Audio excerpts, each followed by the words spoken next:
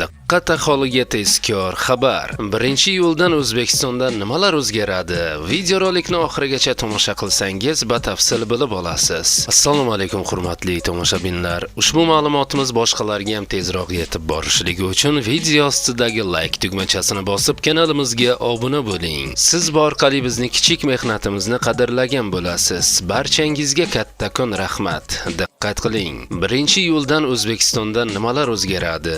Asosiy yangiliklar: ish haqqi, pensiya, nafaqa va stipendiyalar 7% ga oshiriladi. Barcha elektron to'lovlar yagona o'z QR kodi orqali qabul qilinadi. Kichik biznes uchun garovsiz mikrokreditlar 200 million so'mgacha oshiriladi.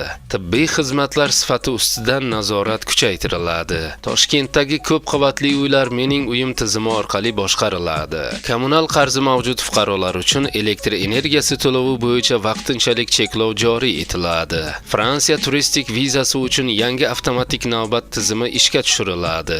Davlat xizmatiga qabul qilish tartibi yangilanadi. Mazkur o'zgarishlarning barchasi 2026-yil 1-iyuldan kuchga kiradi, deyiladi xabarda. Hurmatli tomoshabinlar, shu kabi yangiliklardan tez-tez xabardor bo'lib turishni istasangiz, hoziroq kanalimizga obuna bo'ling.